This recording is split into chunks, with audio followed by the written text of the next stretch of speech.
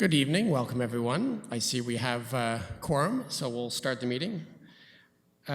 We actually start right away with the first item on the agenda. Before we call to order the committee meeting is the public meeting.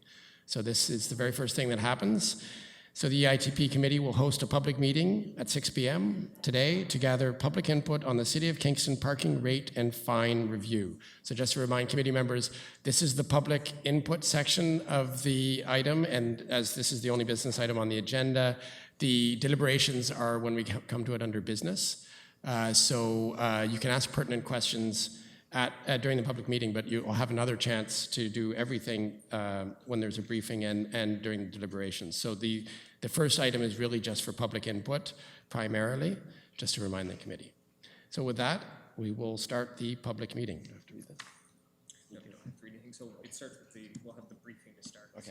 So the first item in the public meeting is the briefing. Ms. Sheila Kidd will introduce the speaker for the briefing. Good evening. Pleased to present to you Ralph Bond and Christy Ellis from the BA Group.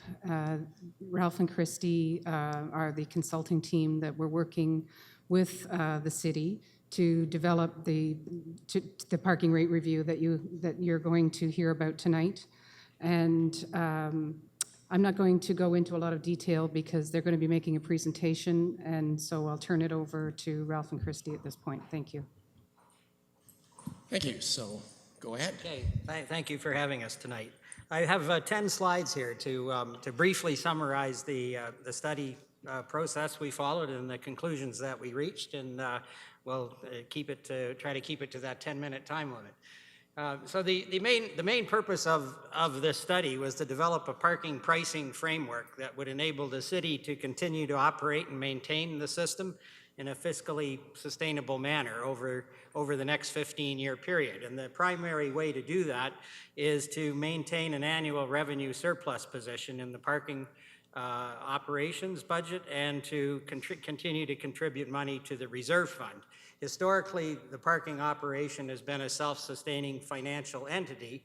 The annual surpluses go into a reserve fund, and that has enabled the city for many years to plan properly for the future, for maintenance, for upgrades, and the purpose of this study is to now look another 15 years into the future and see what needs to be done to make sure that can continue to happen. One of the first things that we work with the city to put together for people in information sessions is that we started this study in May, and we've had 2 information sessions on it, was the financial history over the last few years of the parking operation. And I won't go into it in detail here, but generally speaking, if you look at the bottom line, the very last bottom line, the parking system has averaged about $1.9 million a year surplus each year. And then, as I mentioned a minute ago, that goes into the parking reserve fund, which at the moment is a little over $5 million. And that's used to fund things like parking lot repairs, capital repairs to the Hanson and Chown garage that you see have already started, and new equipment purchases and so on and so forth into the future. And so, you know, historically, there's been that $2 million surplus roughly available to go into the fund.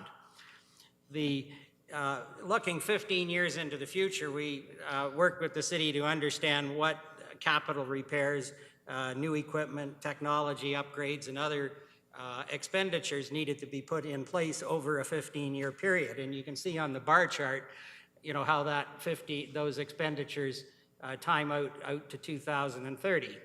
And basically, there's about $20 million worth of various capital improvements that need to be made to the system over the next 15 years. And as I mentioned, there's about $5 million in the reserve fund, and each year, historically, about $2 million more is added. In addition to those investments, as most of you know, the city's agreed to build a new parking structure in the North Block to accommodate the supply that'll be lost by the development of those blocks in the downtown. So new development is good news, but in order to replace that parking, the city will need to spend $16 to $18 million to build 272 new parking spaces. And that's expected to happen in the next few years, probably around 2018. So that's an additional expenditure in addition to those $20 million capital expenditures that we're talking about over a 15-year period. The financing for that will be through debt financing, so it won't be coming up with $18 million right away. It'll be borrowing money and financing it out over a 25 or 30-year period, which would add a cost of about $1.3 million to the annual parking budget. In addition to that, sometime in the future, over the next 15 years, we expect the city will invest some money in the Williamsville area as it develops and intensifies. You're seeing new development along Princess Street. The city will need to look at adding some more public parking in that area, depending on what kind of development they get and commercial, and how much of it is commercial development. And while we don't know the exact timing and the number, we estimate that it could be about $11 million. And in this estimate of future expenditures, we've assumed it happens as you see there, 2018, 22, and 29.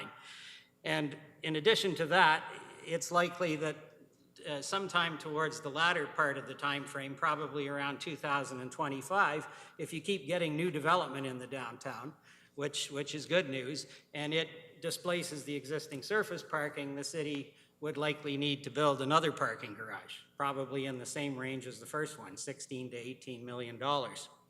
So we took a look at what that would mean if the city simply maintained the existing parking rates that it charges, and the revenues that you see happening today, about a $2 million a year surplus. What would it mean? And what it shows, if those expenditures are initiated and those new investments, that by the year 2022, the reserve fund will start to go into a deficit of about $3 million a year, but by 2030, we would end up with a deficit of $35 million a year. So the principal challenge of this study was to look at alternative ways to generate revenue from the parking system over the 15-year period to help eliminate that situation so that it stays more or less the same way it was in the past, so that there's money in the reserve fund, there's an annual surplus, and the city can continue to operate the system in a financially self-sustaining manner. During the process, we had meetings in May. We had a public open house, and we had stakeholder meetings with the BIA and other stakeholders in the downtown. And then we had other meetings in August with the BIA and the Kingston General Hospital and Queens people to talk about various options. We looked at a lot of different options in terms of rate increases, which I'll summarize in a minute. But this is a general summary of the stakeholder input that we received from the people that we talked with. And so generally people supported the idea of increasing parking fines in the downtown area. They also seem to be strongly in favor of increasing the amount of time that you can park, especially on street, so that right today people parking in the high demand areas downtown can only park 2 hours. There was a lot of comments about wanting to be able to park longer, 3 hours, so that you could extend your stay into the downtown and spend more time in the downtown area. There was comments about new technology, about not increasing parking rates until the big dig was finished because of the disruption that's happening in the downtown related to that. There is a perception that maybe there isn't enough parking in the downtown, we should have better wayfinding, that businesses, of course, are sensitive to price increases, that we should think about incentives for parking in the downtown, the need to enforce employees using short-term spaces so that we make sure that those short-term spaces on street are available for customers. And there was some sensitivity to extending the hours for parking, because as you'll see in a minute, one of the scenarios we looked at was to charge for parking for longer hours into the evening, because if you were trying to offset those investment costs with more revenue, one of the ways to do it would be to simply charge for more hours, which would allow you to not increase rates as much. But businesses seem to generally not like that particular idea. all of the parking scenarios, there was 3 of them we finalized our analysis on. As I mentioned, we really looked at a lot, but there was 3 that we thought were the best ones to look at. They all included, the objective was to try to end up with a parking reserve fund balance of approximately $5 million in the reserve fund after we include all of those expenditures. Also wanted, as I mentioned, to have an annual transfer or surplus of about $1 to $2 million a year. We wanted to continue with the monthly permit increase policy, which the city has in effect today, which relates to making sure monthly employee parking is higher than the cost of a transit pass to encourage people to try to use transit. And all of the options included increasing parking fines from what you see there on the slide by an increase of $10 on each. I'll summarize it in a chart in the last slide. And also increase on and off street rates in the institutional area near Queens, KGH, and the courthouse. 1 minute.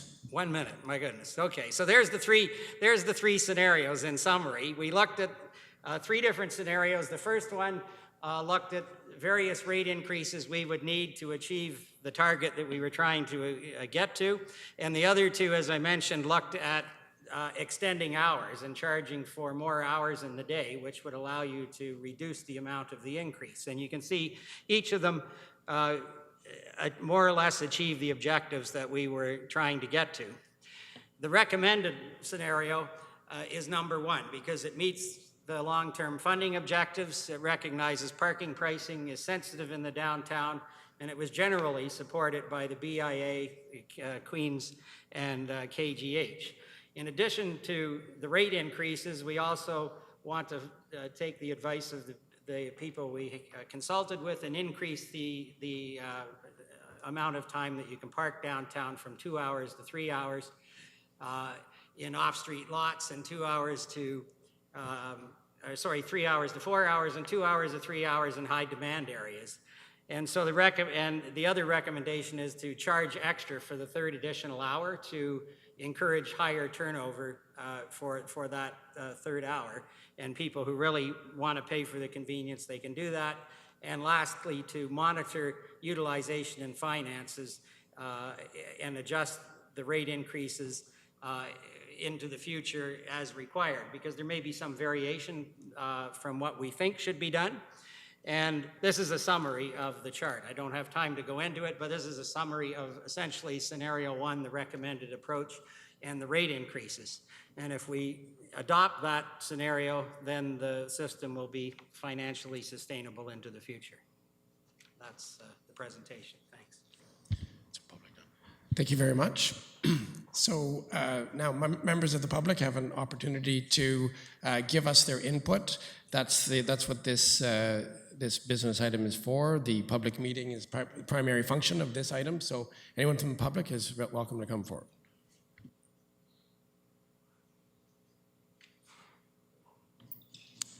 Thank you, Mr. Chair. Just a note to the clerk, I've written my points out, so I can turn this in later to make it easier for keeping track of the material. So, Much appreciated. okay, thank you.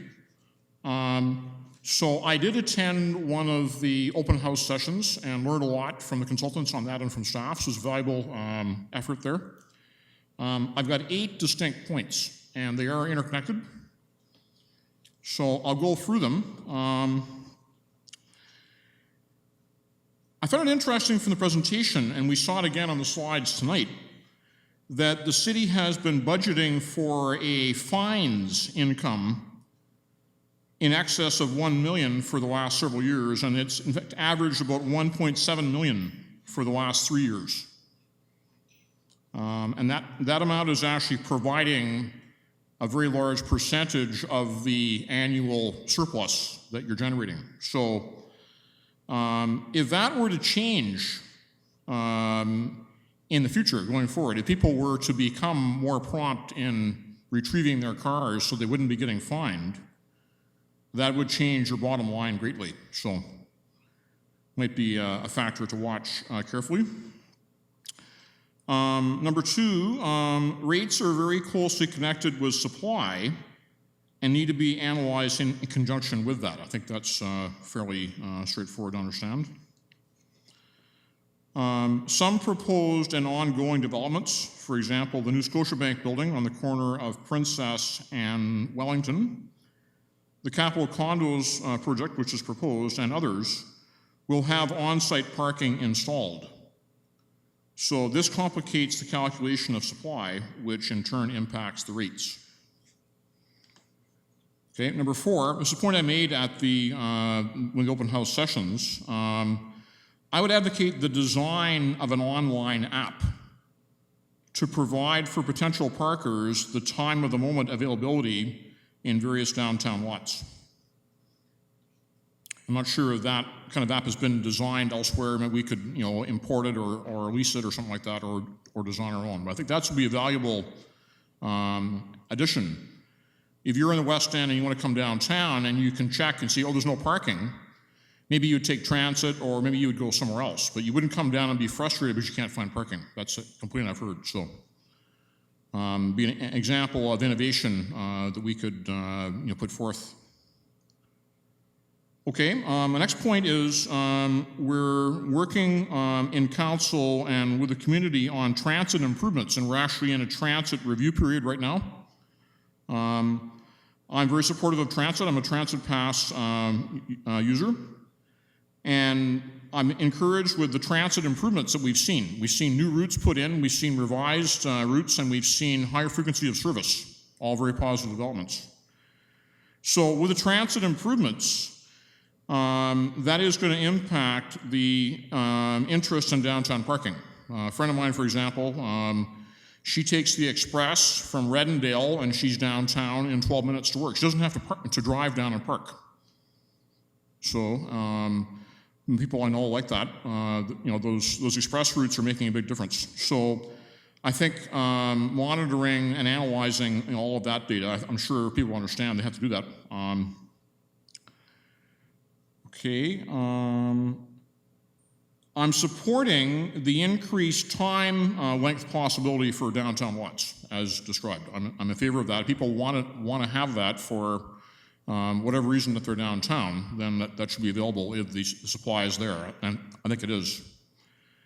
I'm heading into my next point with that. I would like to see detailed data presented on the Hanson and Chown lots availability. When you drive by there, they have the display of how many spaces there are available at that moment.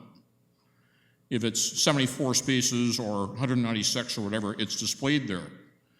And I'd like to see that data brought here so that people on council, in the community, and staff can see it and understand it. And my final point is I'm seeking more specifics on the mathematics used in analyzing and modeling the various scenarios. I mean, not only as a member of the community, but I'm a math person. So I might be able to help there, just as a volunteer, insight into what's going on. It's a very important issue. It's talked about a lot. And I want to thank the consultants and staff and members of council who will be making the choices going forward. Thank you. Thank you. That was Mr. Dixon, Williamsville. Anyone else from the public? Seeing none, that concludes the public meeting. Thank you very much. That's item number 1. So moving along, we'll now call the committee meeting to order. Need a mover and a seconder for the agenda. Moved by Councillor Schell. So this is the current agenda that you see in front of you. Need a seconder? This is just to put it on the floor, and then if there's any proposed changes. Just a quick comment. Does the committee have an opportunity to ask questions of the... Yes, that would be under the business item, correct? Yep, we'll be taking care of that under business item 8A. So we'll be getting there in about 2 minutes. We just have to get through the items on the agenda, and then we'll go straight to questions. I will not be present for that, so I may forward some questions. I mentioned to you that I had to go to another meeting, so... So I need a seconder for the agenda. Councillor Candon, anyone proposing any changes? For example, you could propose to move the business item up in the agenda so that it's the next item that we deal with. just to clarify, it will in reality be the next item. We just have to go through confirmation of minutes, pecuniary interest, delegations, which there are none, and then we're right into it. I think I can stick around that long. Okay, Thank you. perfect. Thank you. Okay. So we'll vote on the agenda as is. All those in favor? Opposed? Carried. Minutes. That's from Tuesday, July 5th. Need a mover and a seconder to get it on the floor. Moved by Councillor Schell, seconded by Councillor Hutchison. Any errors or omissions from July 5th? Okay, seeing none, we'll vote on the minutes as is. All those in favor? Opposed? Carried. Pecuniary interest, any disclosures? Seeing none, there are no delegations. We already had the briefing, so we're up to item 8 on the second page, which is the parking rate and fine review. We've had the briefing, we've had the public comments, and now it will be open to questions from members of the committee. There is no recommendation, so the debate section would be after questions. We'll have 2 sections, one for questions and then one for comments. So first, questions. Yes, Councillor Neal. Thank you. I guess my first question is regarding the potential for evening or extending the required hours. I'm not totally opposed to that. 3-4 times a year, I have to stop a tourist on a Sunday afternoon who's frustratingly trying to figure out how to get a ticket for their parking. So I think that's most cities, Sunday afternoons from noon on, have that. My question is regarding the notion of doing extended hours in the evening. The potential problem with that, I believe, and you may, if you can comment on this, is that we don't have uniform store openings in the downtown. And so if we extended it to 8 o'clock, for instance, other than at Christmas, the majority of the stores weeknights aren't open anyway. So have you looked into that? Just how much revenue that in fact would create? Yes, when we looked at the options 2 and 3 for extended evening hours, we actually, with the help of the parking services department, we actually looked at some occupancy information about just how busy the parking is into the evening in those hours and used that to estimate how much additional revenue would be generated. So it wasn't directly correlated with who was open, and we used that to come up with an estimate of the additional revenue that would be generated. And I think, as I mentioned in the presentation, if you did that, you would be able to generate enough revenue from that the increase that you would need overall would be lower. But the downtown, the BIA and the business people downtown didn't seem to be in favor of that option. And therefore, the recommended approach was to leave it the way it is and increase rates a little bit higher. Could you just pull up that slide? I believe it was right, one of the slides that had that one. Yeah. So scenario 1 is the one you're recommending, which does not extend the hours. Yes. 2 and 3 would have extended hours and lower increases. Is that correct? Yes. Yeah. So the general idea is scenario 1. It would be a 50-cent an hour increase every 5 years in rates, whereas if you extended the hours, probably the increase could be about half that number, about 25 cents an hour. And you would achieve not quite the same numbers, you achieve the numbers you see on the bottom in terms of reserve fund balance, like 5.1 million for scenario 2, and an annual surplus of about 1.3 compared to scenario 1. So generally, they achieve what we were trying to, just a different way of getting there. And of course, you could also have a hybrid of that. If you could make a Sunday afternoon, noon to 6, which I believe is what Toronto does outside of church hours. you could combine that with the hourly rate. Is that accurate? Yeah, you could possibility. also, there's all kinds of permutations and combinations. We opted to keep Sunday the way it was or is, and concentrate on the hours that were there, except for through the week. And my final question, and staff may want to address this because I know I shared this after I came back from visiting my son in Victoria, very excited because they have a very smart app, as Vancouver and Seattle does, that allows people to find out where the closest parking space is, to have an online account connected to a credit card number, and be able to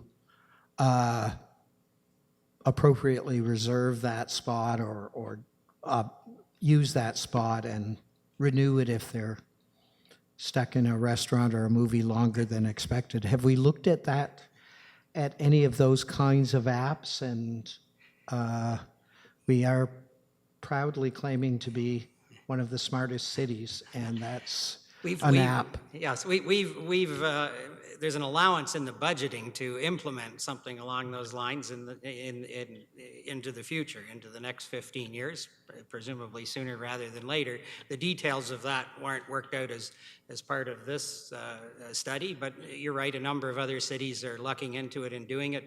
Essentially implementing cell phone parking is one of the easiest ways to do that. Ms. Kidd, did you have anything to say? Through you, Mr. Chairman. So Mr. Bond has answered accurately. I will say this. So there is money in our financial model for us to invest in technology.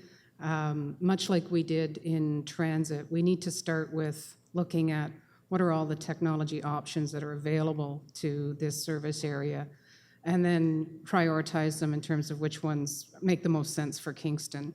There are many variations and some really, really cool things.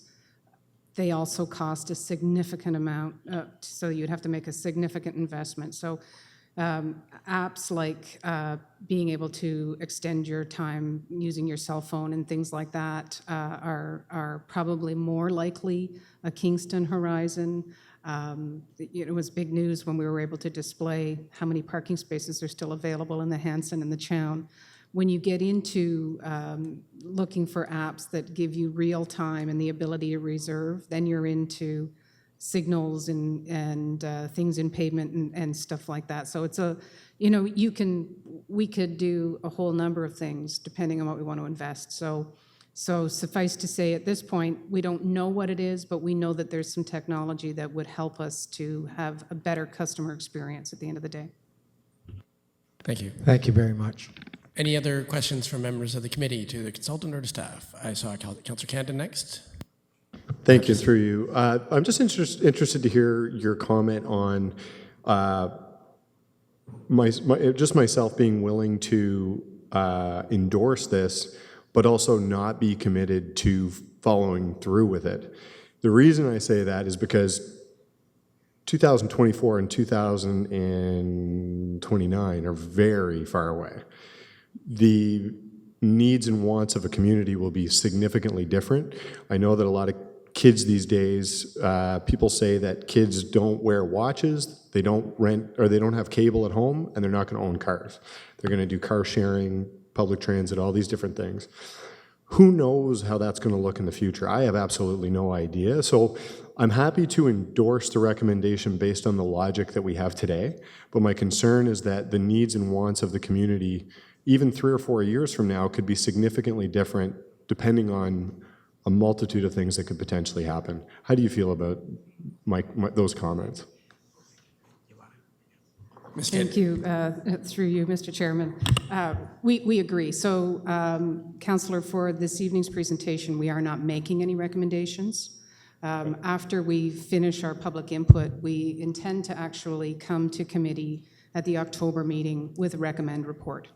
But to your point, we agree wholeheartedly. And so, although I can't tell you exactly what the recommendations are going to be at this point in time, I can tell you in scope, they'll likely be endorse the changes for 2017, 18, 19 that are proposed in option 1.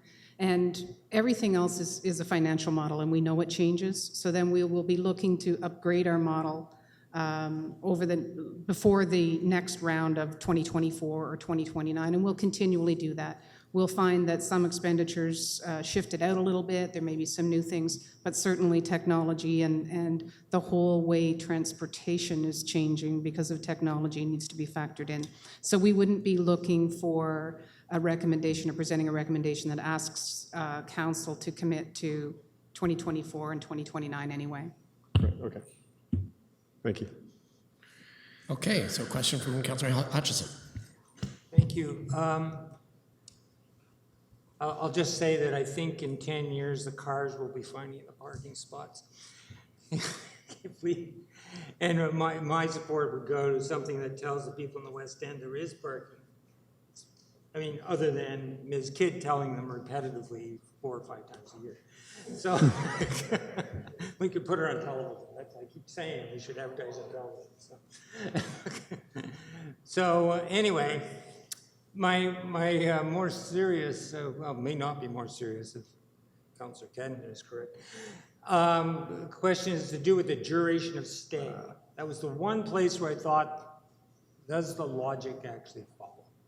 And that is, the extending of the 3 hours to 4 hours. Did we look at, does that actually make us money? It seems to me we make money on turnover, just like businesses make money on turnover. And I don't see how it helps businesses or the city to make sufficient amounts of money by extending it 4 hours.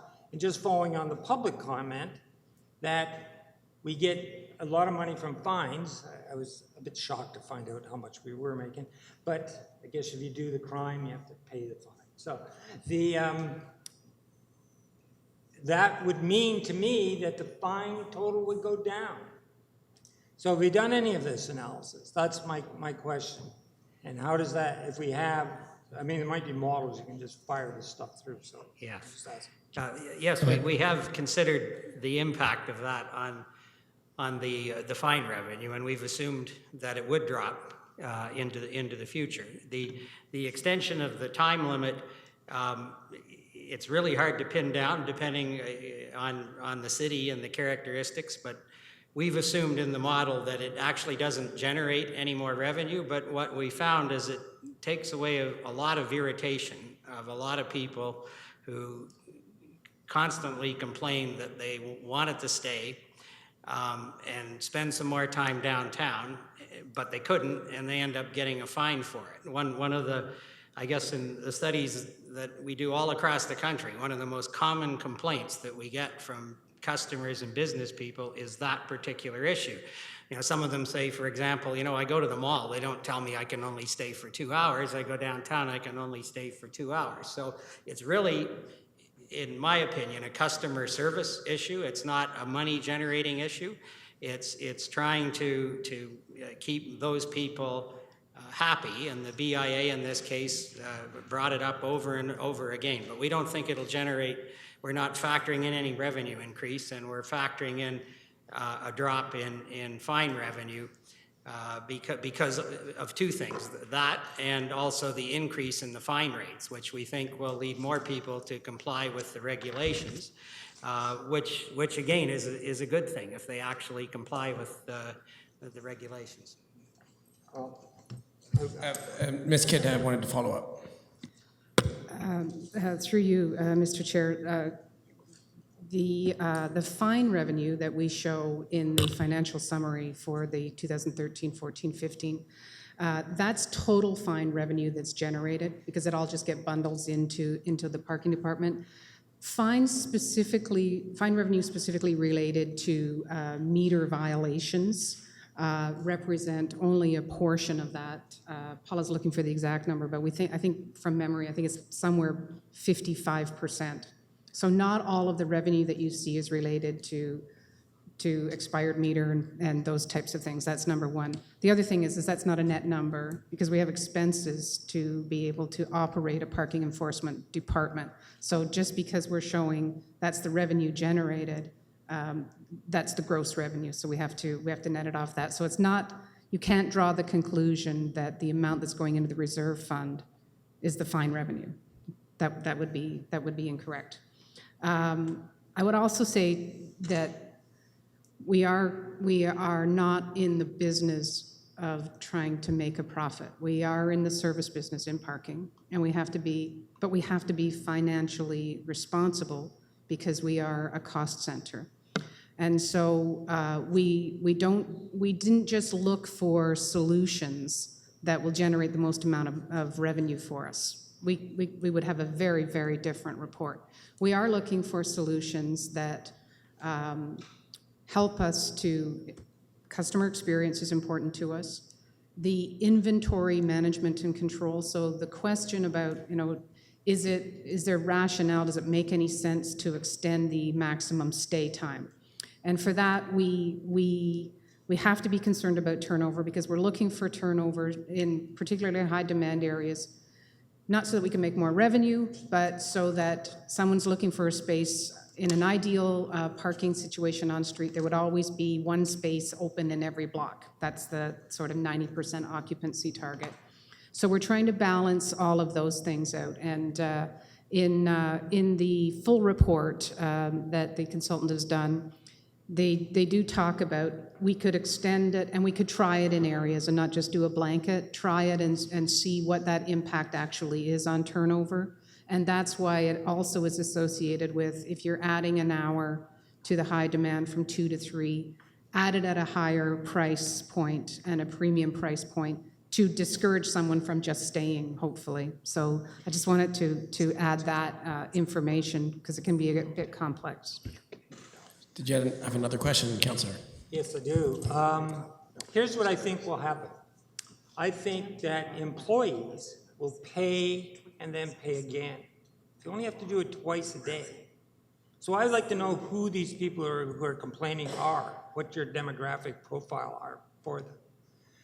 It seems, I don't know, who comes down in the middle of the day and spends 4 hours downtown? I can't imagine. So I just think it's going to have perverse effects. I really do. And I'm not worried about the fines, incidentally. My attitude towards fines is this. You made a contract with the community for your 2 hours or 3 hours or whatever it is. You don't keep it, that's your problem. You pay the fine. And I also think, I agree, we're not a business and we're a service center, but look at those capital costs. We have to produce these surpluses. If you don't call them profits, I'm fine, perfectly fine with me. But we have to produce the surpluses. And so that's why I was concerned about the turnover. And and at some point, the city's concerns have to come first. Otherwise, we're just going to look at deficits right down the line.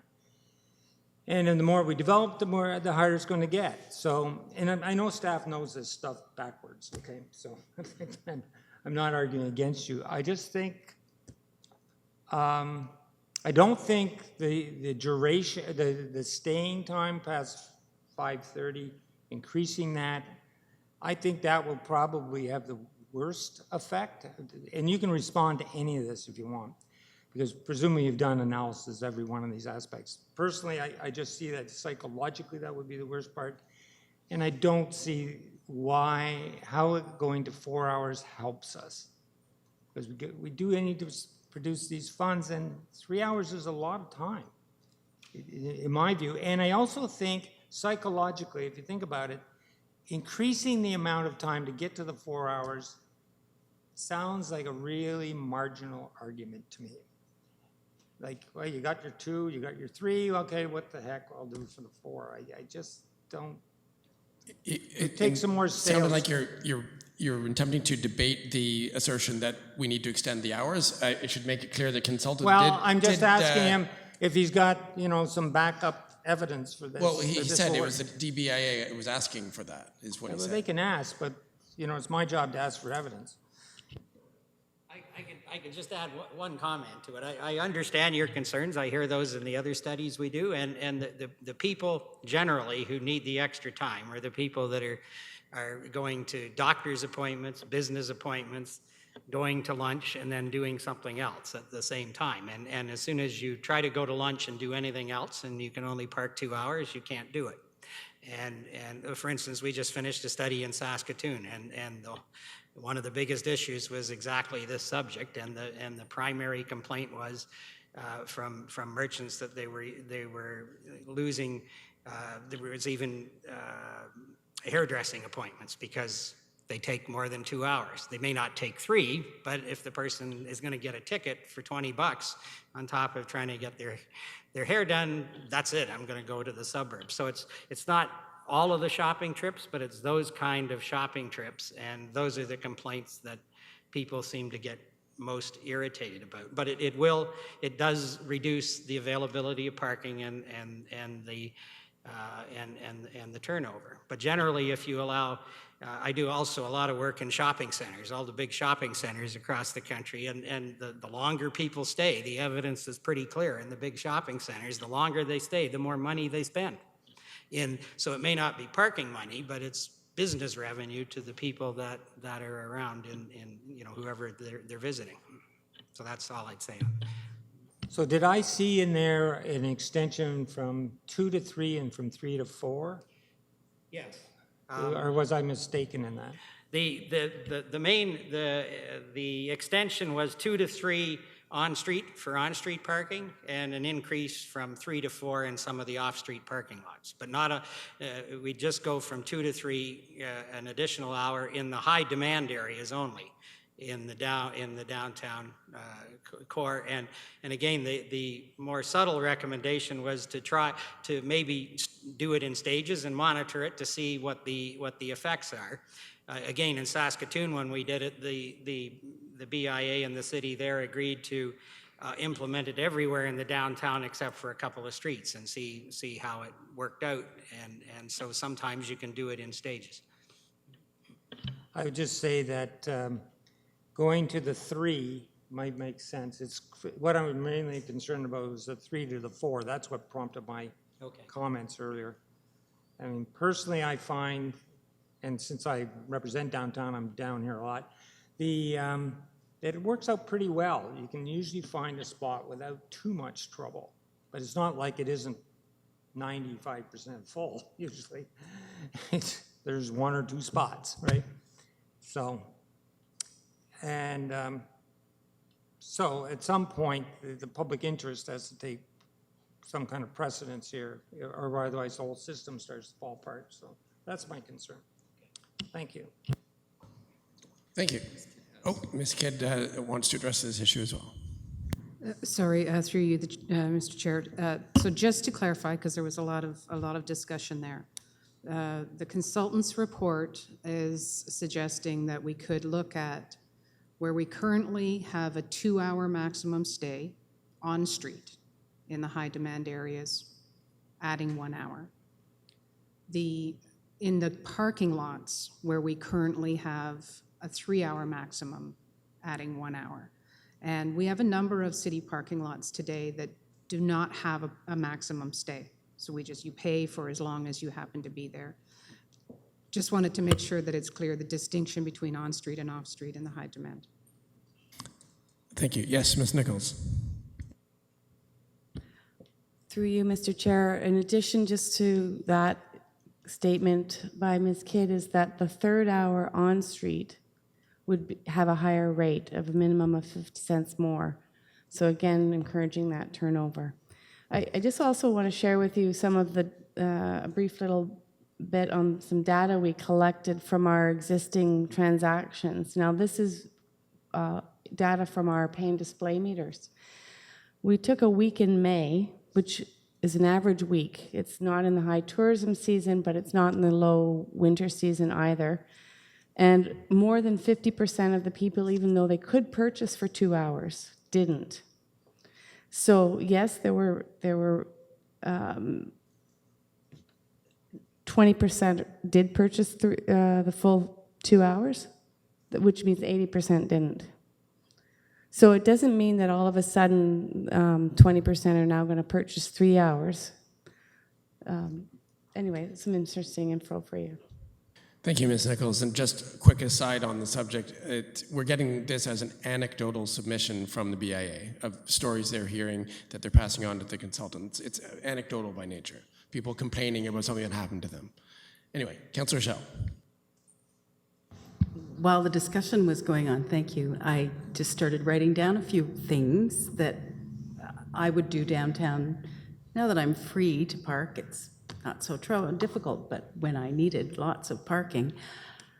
One of the first things that I learned as a counselor is 2-hour meetings don't usually last 2 hours. We have a lot of volunteers that come to meetings here, and after 2 hours, they all take off to feed the meter. And if we increase the fine to $20, they'll run even faster. So I'm really pleased to see we could have 3 hours.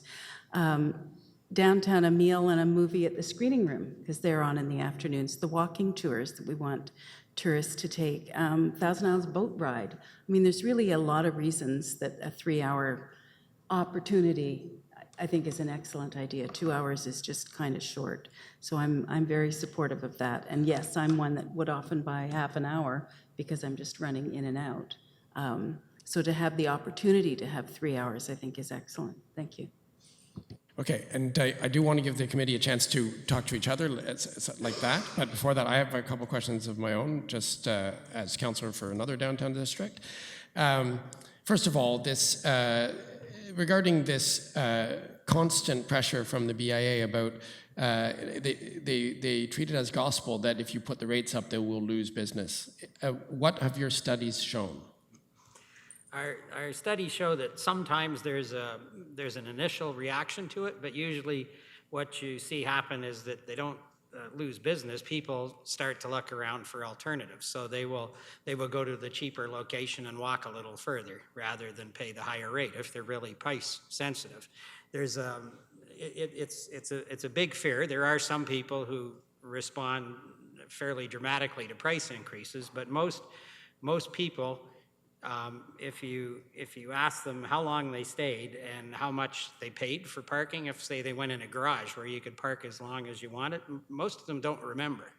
And so unless you're talking about a really large increase, like a very dramatic increase in parking where you'll see very abrupt reactions, it usually doesn't cause quite the stir that most people think. And like I said, in a few cases, you'll see that it'll cause people to move around at first, but then they'll sort of settle back into their other patterns. Usually what people are more concerned about when we ask customers in the downtown, not the business owners, but customers, is I can't find enough of it.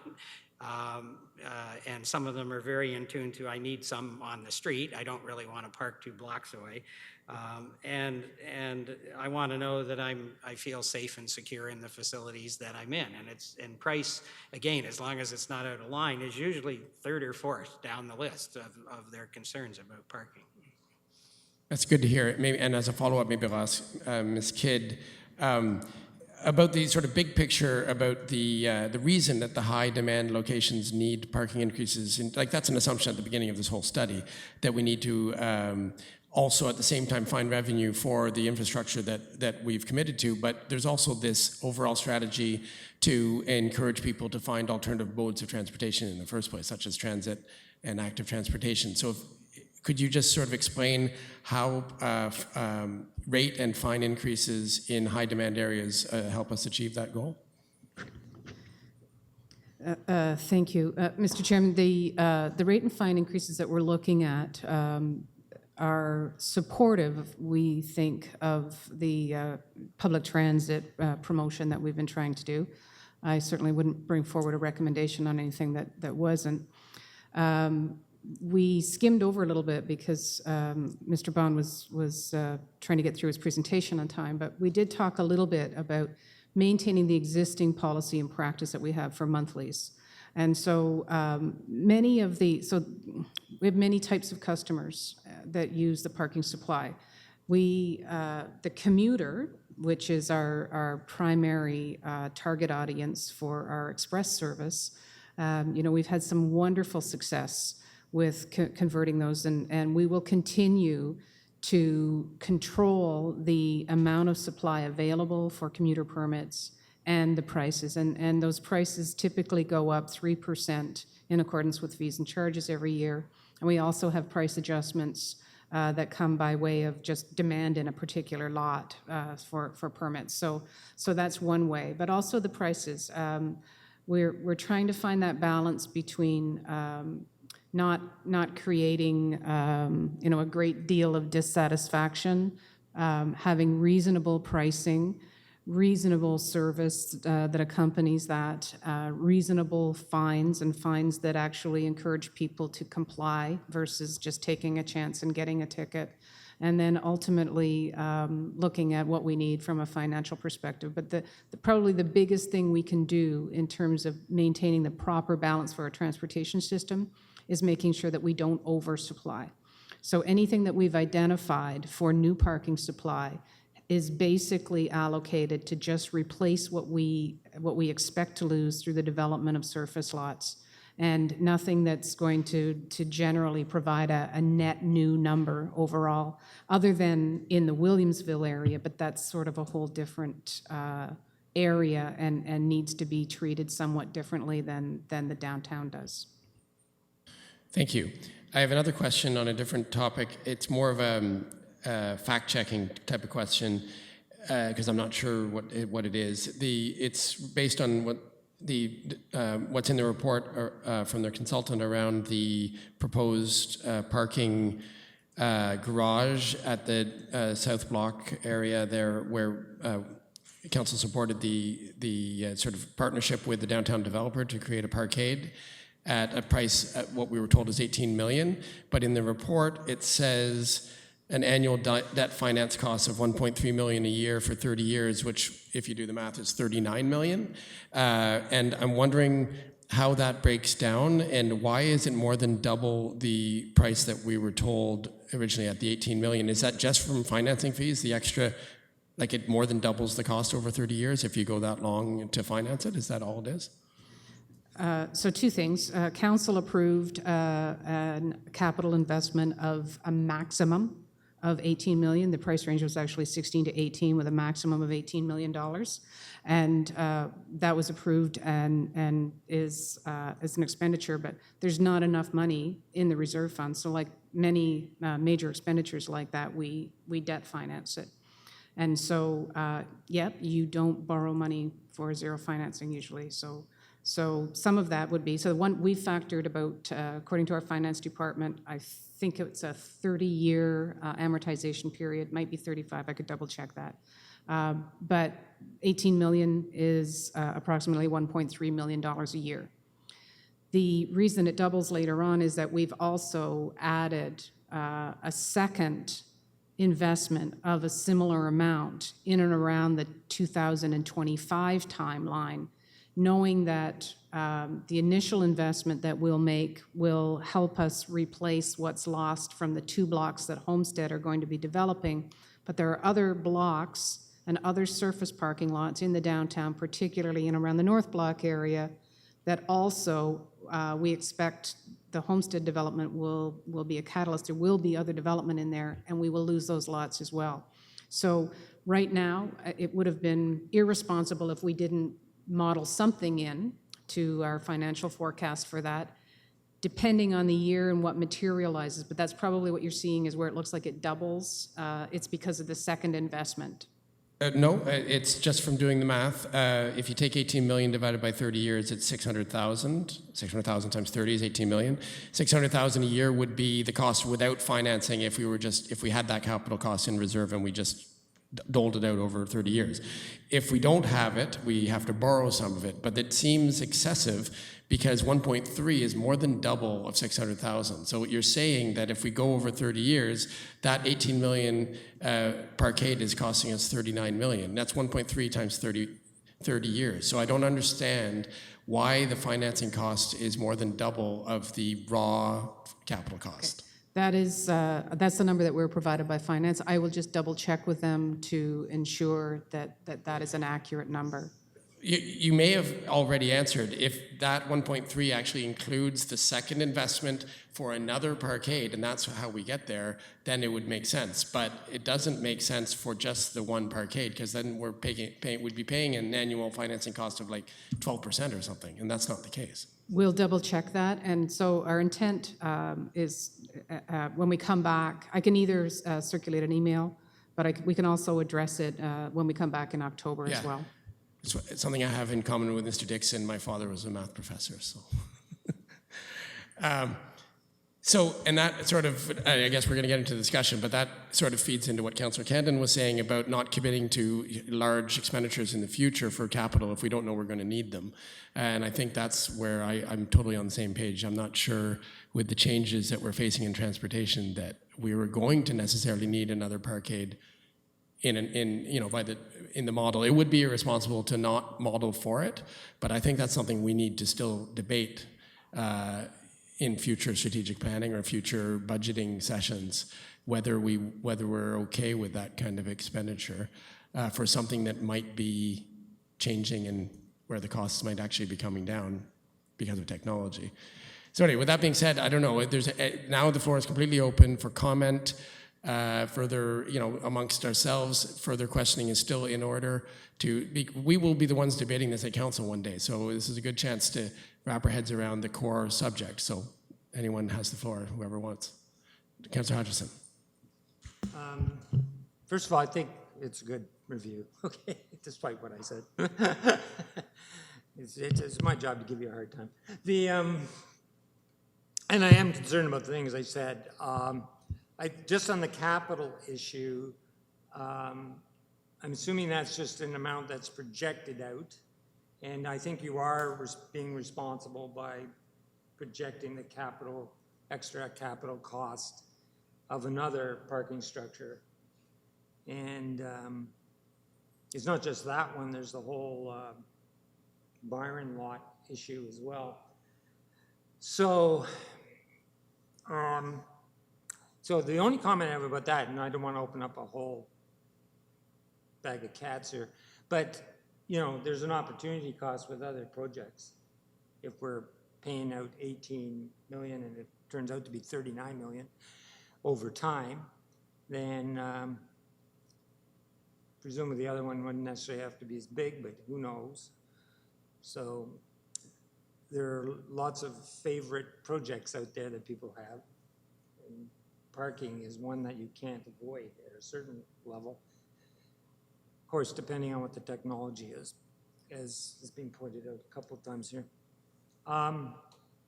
My main concern is that the persons who make up the majority of the parkers, which are the ones that are there for less than 2 hours, okay, continue to have the opportunity to park a reasonable distance from wherever it is they happen to be going.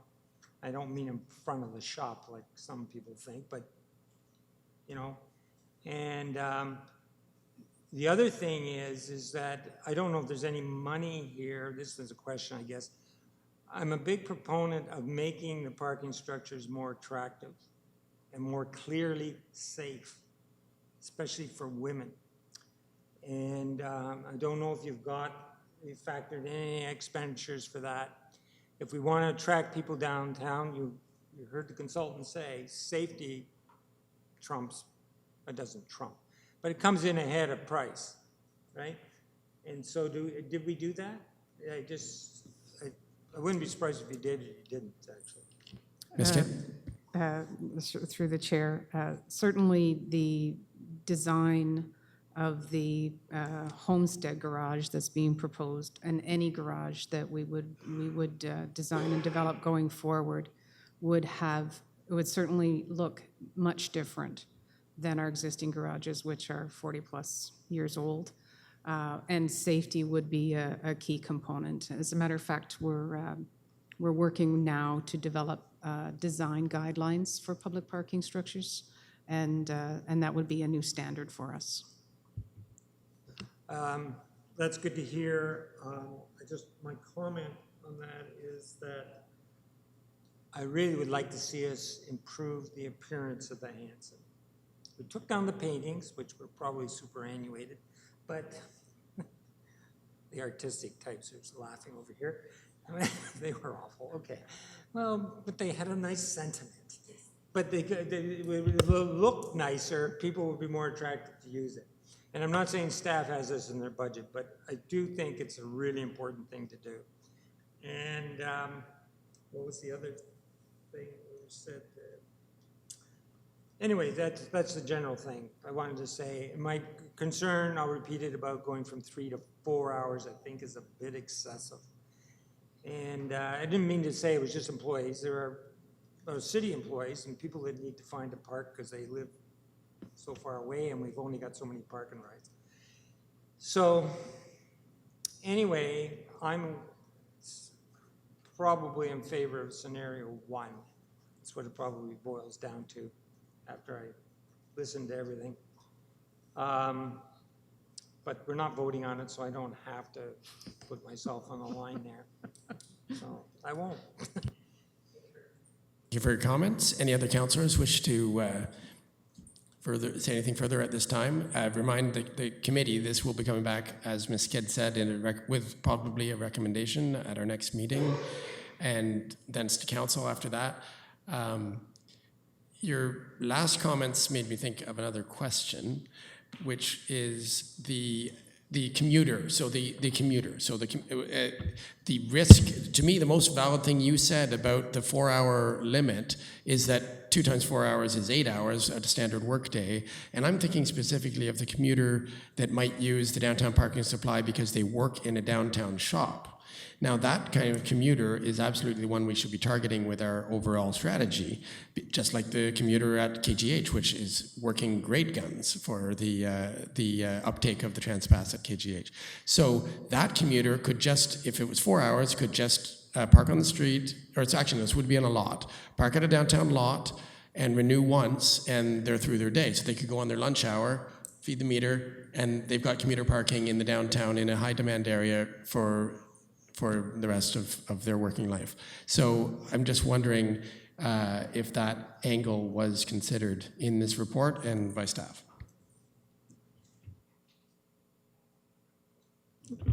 Through you, Mr. Chairman. So if the parking rate in a high demand area is $2 per hour, that would be, for a 7-hour day, it would be $14. And most days, even a 7-hour worker works an 8-hour with a lunch. So at $16 a day, we don't anticipate having someone all day, every day for the rest of their life use that as an option. And if we add the extra hour to go from 2 to 3, it wouldn't be $2, it would be at least $2.50 for the 3rd hour. So we have considered those things and we're factoring them.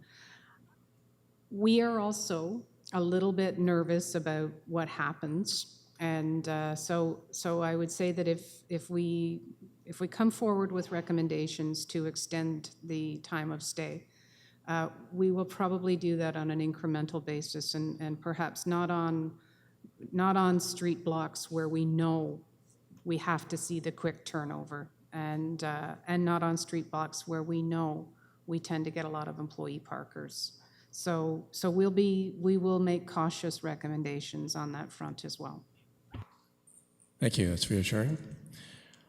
I guess that's everything I'd like to say right now. I do want to revisit, when it comes back, the financing models that we look at in the extreme, like the price per, we should be thinking about this as price per space. The price per space is already astronomically high, and if you divide it by the number of days we might get revenue from it, it starts to look like we can't possibly recuperate our money from these new builds if the costs keep going up.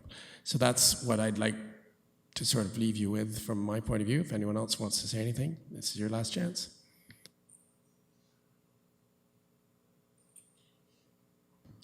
Well, we've dealt with that one then. Okay, what's next on the agenda? Oh, notices of motion, but there are none, I don't think. I haven't heard of any. Other business? Seeing none. Correspondence. In the addeds, there was a piece of correspondence unrelated to parking, related to solid waste and the Rib Fest. I encourage you to read it if you haven't already. Yes, did you want to speak to that, Councillor Hutchison? This was an email I got from, I think, a younger person, but it's not that hard for people to be younger than me these days. So the artists are laughing at me a lot tonight, Mr. Chair. Anyway, probably with cause. Anyway, the complaint is that we don't recycle at Ribfest and possibly other things. And the statement in the email is that other cities do. So there's two reasons for concern here, is that a lot of the things, the paper plates and the plastic utensils and, I don't know, probably beer cups and stuff, are all recyclable. And they're just ending up in the trash, which is not very good PR for a city that wants to call itself the most sustainable city in Kingston, right? I mean, it's just like hypocrisy. There's no getting around it. So I don't really care to be seen that way. So I would like to, I wrote an email to Ms. Roberts of Waste Management, and I would like to see if we can get them, if it's of interest to the committee as a whole, of course, to have them come and speak to us about that and what the ins and outs are of that. I'm sure it's simpler to throw it in the trash, but it can be done. And it was mentioned to me by, am I allowed to say? By the clerk who used to work in Waste Management, that at Skelton Park Music Festival it doesn't happen because they put people on the bins and say, please put that there, and that there, and that there, and they make it work, okay? So can I, do I need a motion to put this on the next agenda and ask Ms. Roberts to come and respond? How would I go about that? I don't think it's necessary for a motion. I think we can just make a request through staff to provide either an information report or perhaps a briefing. I'm looking at Mr. Van Buren as well, and he'd like to confirm if that's all right. Well, I'm not sure I want them to have to write a report, but a briefing would be good. Okay. Maybe That, Ms. Van Buren, did you want to address If it's the pleasure this? of the committee to even follow up on this. Go ahead. Through you, Mr. Chair, yeah, I need think to work. I'd be more than happy to take up this matter with Ms. Roberts. And I agree with Mr. O'Shea's suggestion that we could probably just have her come and do a briefing as part of a future EIT committee meeting. Okay, that's good, because I do think we have to give it some kind of profile, and it is work. It's a cost, but it's still better, as we know from just waste management in general. So that's it. Is that do you guys, surely the committee has to agree or something? Put it to a vote if you like, or I could just ask for any objections to hearing from solid waste on this matter. Does anyone have any objections? Is the committee going to be dismayed by such a briefing? No, seeing none. So I guess we would welcome such a briefing. Thank you very much. I know that from her response, I saw through the response to this complaint letter, she obviously has been thinking about this matter. So I think she'll have something to say at the briefing.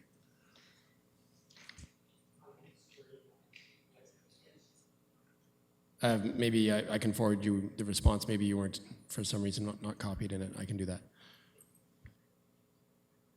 Okay, well that's correspondence. So now it's just a date and time of next meeting, which is October 11th, 4 weeks from today. And now I'm looking for a motion to adjourn. Councillor Candon, Councillor Hutchison, all those in favor? Carried. Thank you very much.